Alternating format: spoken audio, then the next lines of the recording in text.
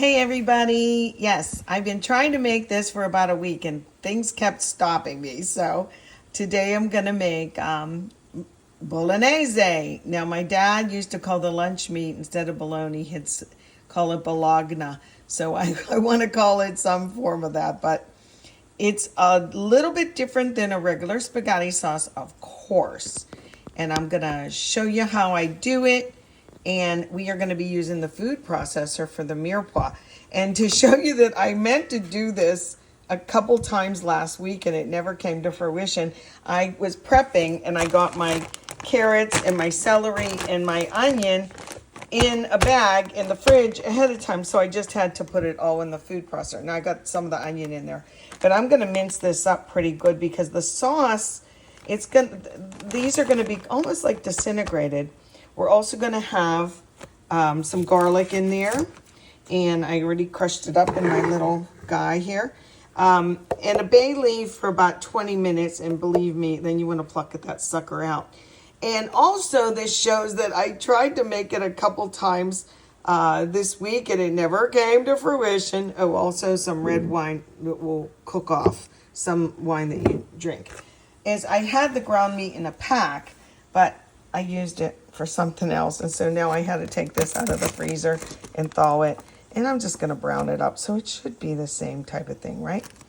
The red sauce that we're going to be using, some of it is from whole peeled tomatoes, and I will crush them with my hands, my washed hands, and then 1 can of tomato paste, along with some liquid, but it will be a thick sauce, and it should cook really slow, low and slow.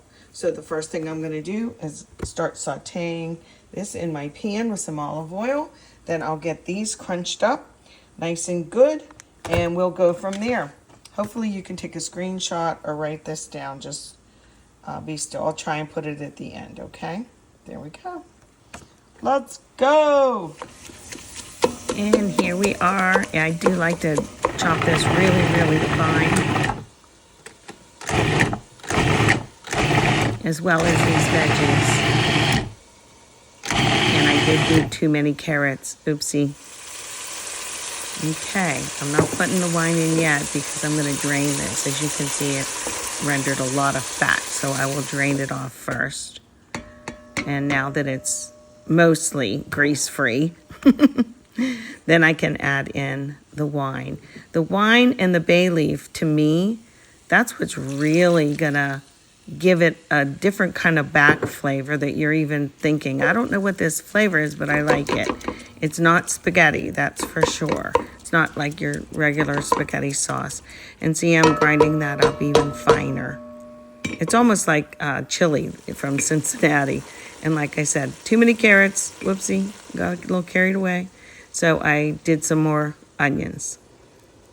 Okay, here's this sauce. Look how dark red this is. And it actually smells so much better than just regular crushed tomatoes that I usually use. I'll put a little water in that can and get all the goodies out of it. I added a little bit more garlic. You can see that little jar in the back. I have a video on how to hold your garlic yourself, using like a bag of that garlic and little honey and oil, and it's really a good idea. I keep it in the fridge. Okay, so this goes in. They're not all totally broken up. And I, of course, will get all that sauce out there with a spatula. Okay, and then here's the paste. Usually it's 3-to-1 water to 1 can. But I want this to be a really thick sauce, so I'm going to use my judgment. I ended up using 2 cans of water, but not 3.